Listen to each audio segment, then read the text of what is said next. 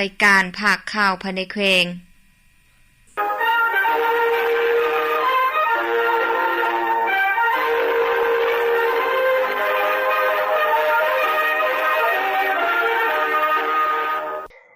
่านผู้ฟังที่เคารพต่อไปให้ประธานมารับฟังภาคข่าวภายในแขวงที่มีหัวข้อข่าวพร้อมเนื้อในดังต่อไปนี้เมืองบุญใต้ประกาศการสร้างตังตาแสงตอนเช้าของวันที่5สิงหาคมปี2022นี้ที่สโมสรใหญ่ของเมืองบุญใต้แขวงพงศลีได้จัดพิธีประกาศสร้างตังตาแสงขึ้นอย่างเป็นทางการ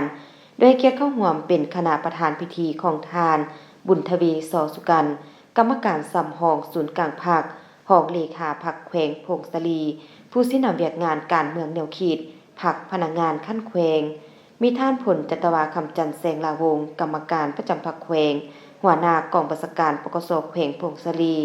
มีท่านทองสิงอินทเสงกรรมการพรรคแขวงเลขาคณะบริหารงานพรรคเมืองบุญใต้เข้าร่วมมีบรรดาทานการนำคันแขวงคันเมือง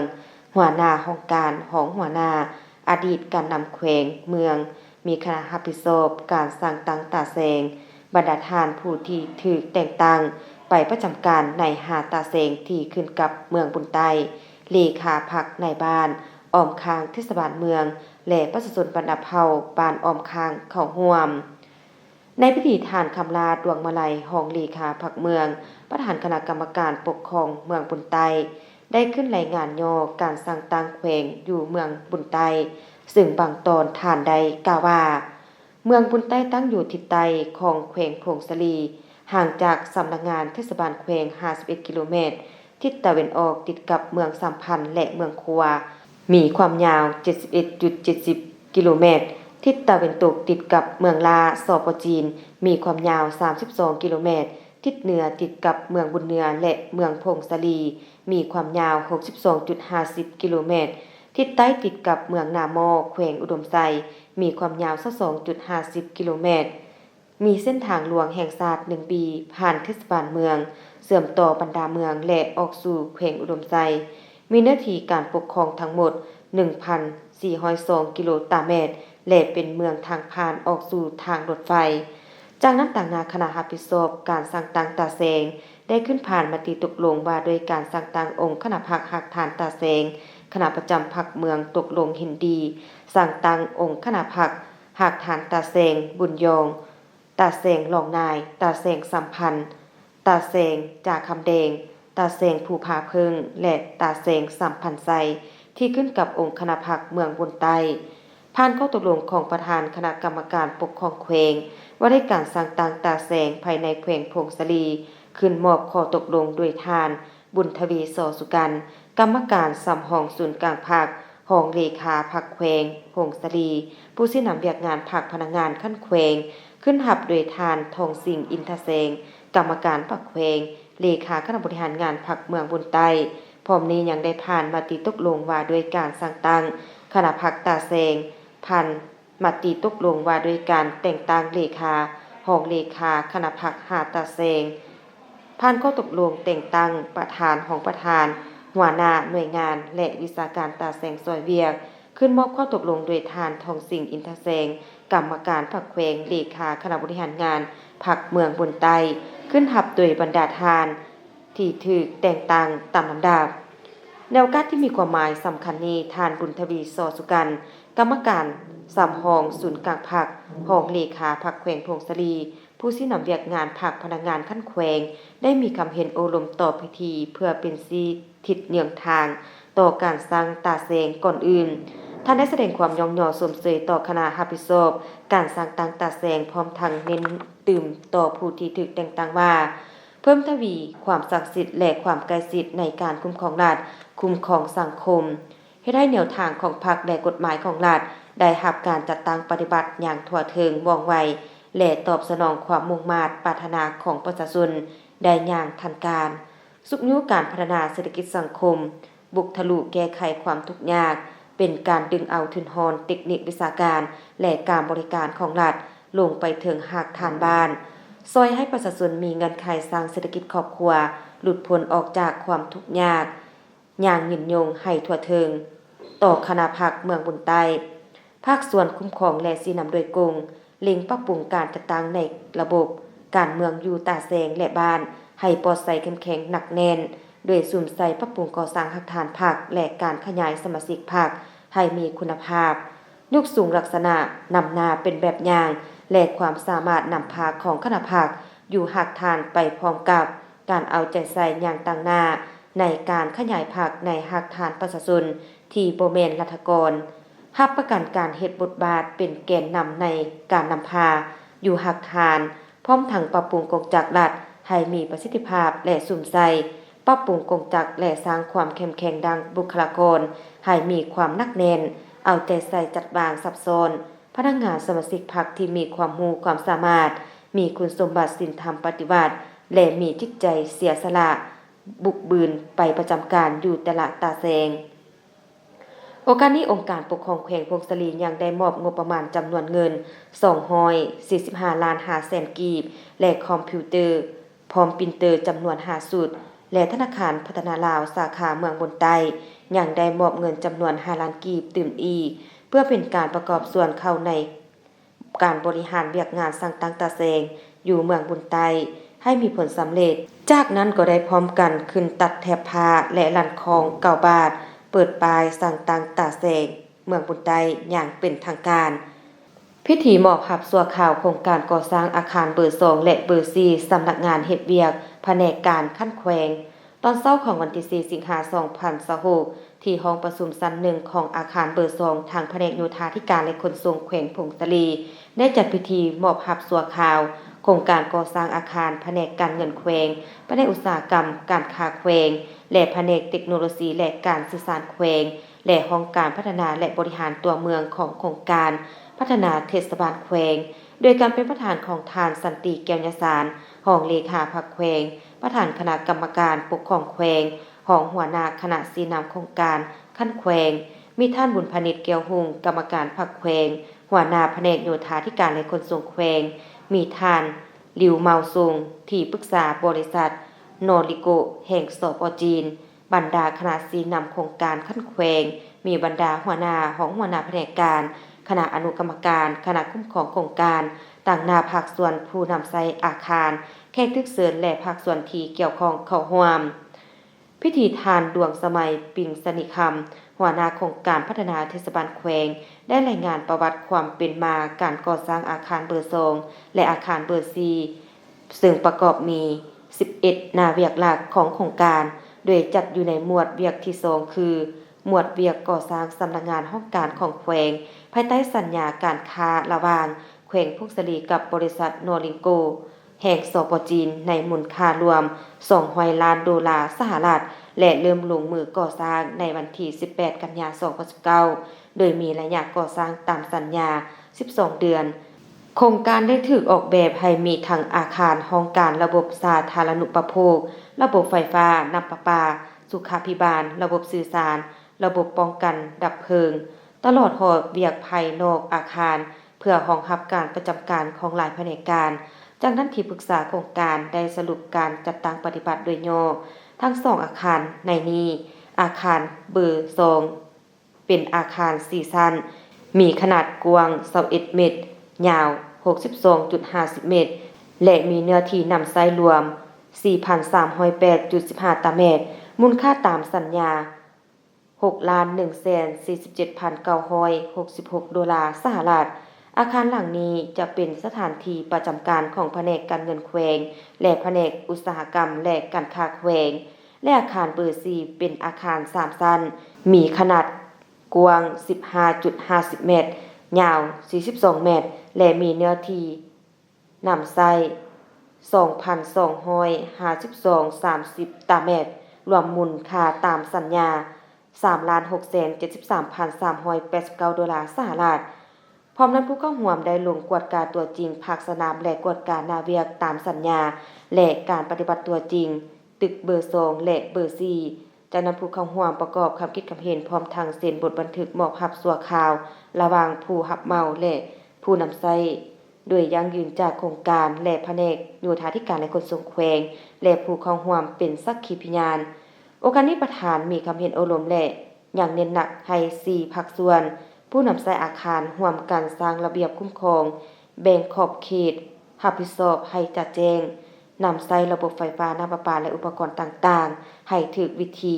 พร้อมทั้งรักษาความสะอาดความปลอดภัยและความเป็นระเบียบเพื่อให้อาคารสามารถนำใช้ได้อย่างยาวนานและเน้นให้คณะคุ้มครองโครงการสืบต่อติดตามบรรดานาเวียกที่เปด้านเทคนิคในระยะการนำใช้หรือส่วงค้ำประกัน1ปีเพราะอาคาร2หลังเป็นทรัพย์สินอันมีคุณค่าของรัฐเป็นมากผลของการพัฒนาและเป็นอีกหนึ่งสมนาใหม่ของเทศบาลแขวงพงศลีจะนำใช้ประกอบส่วนปรับปรุงสภาพแวดล้อมการเฮ็ดเวียกของพนักงานราชการยกสูงประสิทธิภาพการคุ้มครองบริหารรัฐและสร้างเงื่อนไขให้การประสานเวียกก็คือบริการประชาชนมีความสะดวกว่องไวทันสมัยและมีประสิทธิผลยิ่งขึ้นโรงเรียนการเมืองการปกครองแขวงได้รับเครื่องกีฬา48ชุดในตอนบ่ายของวันที่3สิงหาคม2026ทางโรงเรียนการเมืองและการปกครองแขวงพงศลีได้จัดพิธีมอบรับเครื่องชุดกีฬาจากนักศึกษาทฤษฎีการเมืองขั้นกลางรุ่นที่4ได้จัดขึ้นที่ห้องประชุมโรงเรียนการเมืองและการปกครองแขวงซึ่งมีพนักงานครูอาจารย์และนักศึกษาเข้าร่วมเครื่องที่นำมามอบในครั้งนี้มีชุดกีฬาจำนวน48ชุดรวมมูลค่า 15,369,000 กีบซึ่งก้าวมอบโดยท่านนางพรสวรรค์ 4,000 ท่านแสงเมืองมณีวงศ์นักศึกษาทฤษฎีการเมืองขั้นกลางหุ่นที่4และเป็นเกียรติกล่าวรับโดยท่านนางพรสวรรค์ศักดิคุณกรรมการพรรคแขวงหัวหน้าโรงเรียนการเมืองและการปกครองแขวงในโอกาสนี้ท่านนางพรสวรรค์ศักดิคุณกรรมการพรรคแขวงหัวหน้าโรงเรียนการเมืองและการปกครองแขวงพงศลีได้ตั้งหน้าคณะพรรคคณะนำและพนักงานครูอาจารย์โรงเรียนการเมืองและการปกครองแขวงได้กล่าวแสดงความขอบใจและตีราคาสูงต่อนักศึกษาทฤษฎีการเมืองขั้นกลางรุ่นที่4ที่ได้เห็นความจำเป็นและนำเอาเครื่องดังกล่าวมามอบให้โรงเรียนในครั้งนี้ซึ่งมันเป็นการประกอบส่วนเข้าในกิจกรรมต่างๆของโรงเรียนให้มีประสิทธิภาพกว่าเก่าและทางโรงเรียนก็พร้อมแล้วที่จะนำเอาเครื่องดังกล่าวหมุนใส่เข้าในเวียกงานของโรงเรียนให้เกิดประโยชน์สูงสุดโอกาสนี้ท่านนางพรสวรรค์ 4,000 ยังได้มอบเครื่องกีฬาตื่มอีก24ชุดที่ระดมได้จาก2บริษัทคือบริษัทดาราก่อสร้างและซ่อมแปลงเคหสถานมูลค่า5ล้านกีบและบริษัทบุญทิน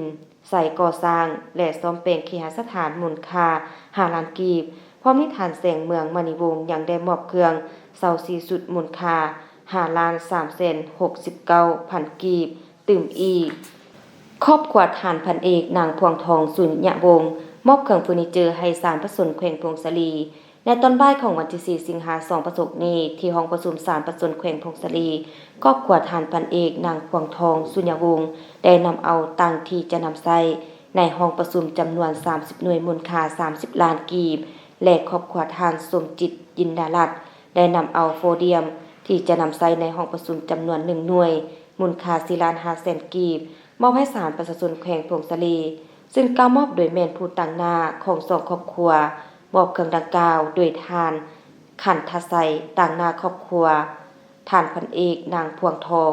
ท่านคำเลิศอุณคำตั้งหน้าครอบครัวท่านสมจิตยินดาราชและกล่าวรับโดยท่านอีกเพ่งสมุทรเลขาหน่วยภาคประธานศาลประชาชนแขวงพงศลีพร้อมด้วยท่านอีกเพ่งสมุทรกล่าวแสดงความขอบใจและแสดงความรู้บุญคุณที่ครอบครัวท่านพันเอกนางพวงทองสุญญวงศ์ที่ยามใดก็เห็นได้ความยุ่งยากและความสำคัญของศาลประชาชนแขวงพงศลีที่ได้นำเอาเครื่องเฟอร์นิเจอร์มามอบในครั้งนี้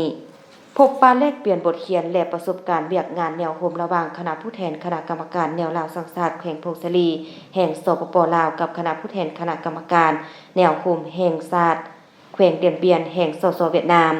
ในวันที่4สิงหาคม2026นี้ที่ห้องประชุมชั้น3ห้องว่าการปกครองแขวงพงศลีได้จัดพิธีพบปะแลกเปลี่ยนบทเรียนและประสบการณ์เวียกงานแนวโฮมระหว่างคณะผู้แทนคณะกรรมการแนวลาวสังสาสตร์แขวงพงศลีแห่งสปป.ลาวกับคณะผู้แทนคณะกรรมการแนวโฮมแห่งศาสตร์แขวงเดียนเบียนแห่งสสเวียดนามตั้งหน้าฝ่ายแขวงพงศลีนำโดยทานหุ่มเพ็งจอมวิสารกรรมการประจำพรรคแขวงประธานแนวลาวสังสาสตร์แขวงพงศลีแห่งสปป.ลาวตั้งหน้าฝ่ายแขวงเดียนเบียนสสเวียดนามนำโดยทานนางลอทีเมืองเฟืองกรรมการประจำพรรคแขวงห้องประธานผู้ประจำการ แนวโฮมแห่งชาติเวียดนามแขวงเดียนเบียนแห่งเวียดนามพร้อมด้วยคณะทั้งสองฝ่ายเข้าร่วม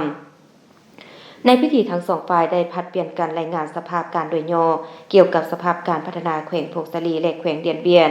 การจัดตั้งปฏิบัติเวียกงานแนวราวสังสาสตร์และเวียกงานแนวโฮมในด้านการเต้าโฮมความสามัคคีบรรดาเผ่าเวียกงานสันคนและการจัดตั้งสังคมเวียกงานศาสนาเกี่ยวกับการจัดตั้งปฏิบัติเนื่องในบทบันทึกการพบปะในปี 2004-2026 ที่แขวงเดียนเบียนสสเวียดนามด้วยการเคลื่อนไหวโฆษณาเผยแพร่ปาฐกถาหมุนเสือการพัวพันร่วมมือระหว่างลาวเวียดนามก็คือแขวงพงศลีกับแขวงเดียนเบียนในขอบเขตทั่วแขวงศึกษาโฮมปลุกระดมคนควายพ่อแม่ประชาชนบรรดาเผ่าตามหมู่บ้านเรียบตามชายแดนเกี่ยวกับการเคารพอธิปไตยของกันและกันต้านและสกัดกั้นปรากฏการณ์ยอดทอต่างๆเป็นต้นเมนการลักลอบค้าขายเถื่อนลักลอบข้ามแดนลักลอบแต่งดองและอื่นๆในตอนหน้าทั้งสองฝ่ายยังจะสืบต่อเสริมขยายมูลเสื้อ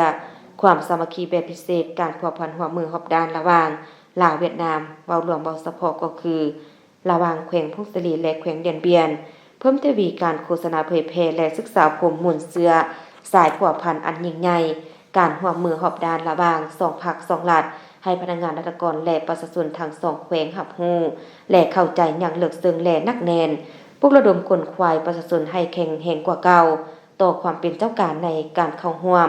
ปกปักรักษาสายแดนมีสติระวังตัวและสกัดกั้นทุกปรากฏการณ์ย่อท้อที่อาจเกิดขึ้นอยู่บริเวณชายแดนอย่างทันการสืบต่อเพิ่มทวีการประสานงานในการพบปะแลกเปลี่ยนประสบการณ์จัดกิจกรรมต่างๆอยู่บรรดาตาแสงของสองฝ่ายที่อยู่เรียบตามชายแดนเป็นต้นเมนการพบปะแลกเปลี่ยนวัฒนธรรมศิลปะวรรณคดีกีฬากายกรรมและกิจกรรมอื่นๆเพื่อสร้างเงื่อนไขสะดวกให้แก่ประชาชนทั้งสองฝ่ายสร้างแหกเซลล์เพื่อพัฒนาเศรษฐกิจสังคมในบริเวณชายแดนเพิ่มทวีการร่วมมือและแลกเปลี่ยนข้อมูลข่าวสารและบทเรียนที่ได้เรียนรู้ในกิจกรรมเวียกงานแนวราวสังสาสตร์และเวียกงานแนวโฮมแห่งชาติเพื่อเสริมขยายบทบาทและความรับผิดชอบอย่างต่อเนื่องในการนำพาและชี้นำการปฏิบัติหน้าที่การเมืองของแนวราวสังสาสตร์แขวงพงศลีและเวียกงานแนวโฮมแห่งชาติแขวงเดียนเบียนให้เติบใหญ่เข้มแข็งขึ้นเรื่อยๆในพิธีที่มีความหมายความสำคัญดังกล่าวคณะกรรมการแนวราวสังสาสตร์แขวงพงศลีแห่งสปป.ลาวกับคณะกรรมการแนวโฮมแห่งชาติแขวงเดียนเบียนแห่งสปป.เวียดนามยังได้ผลัดเปลี่ยนการเซ็นบทบันทึกสวยจำในระยะแต่ปี 2006-2028 อย่างเป็นทางการ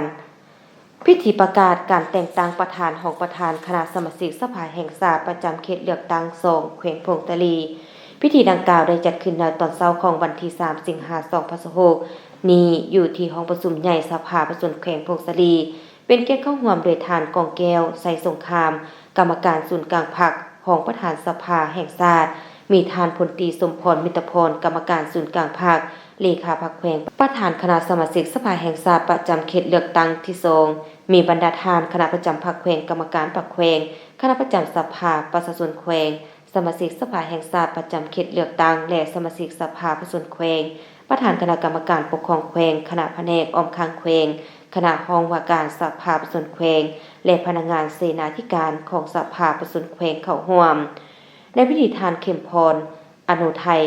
ของหัวหน้าห้องว่าการสภาแห่งชาติได้ขึ้นผ่านมติของคณะประจำสภาแห่งชาติบริการสั่งตั้งกงจักและแต่งตั้งคณะสมาชิกสภาแห่งชาติประจำเขตเลือกตั้งที่2แขวงพงศลีในนี้คณะประจำสภาแห่งชาติตกลงสั่งตั้งกงจักคณะสมาชิกสภาแห่งชาติประจำเขตเลือกตั้งที่2แขวงพงศลีขึ้นอย่างเป็นทางการตามมาตรา37ของกฎหมายว่าด้วยสภาแห่งชาติฉบับเลขที่56/สพสลงวันที่28มิถุนายน2024ว่าด้วยกงจักที่คณะประจำสภาแห่งชาติสั่งตั้งพร้อมกันนี้ตกลงแต่งตั้งประธานของประธานและคณะสมาชิกสภาแห่งชาติประจำเขตเลือกตั้งที่2แขวงพงศลีในนั้นแต่งตั้งทานพลตรีสมพรมิตรพรเป็นประธานคณะสมาชิกสภาแห่งชาติประจำเขตเลือกตั้งที่2แขวงพงศลี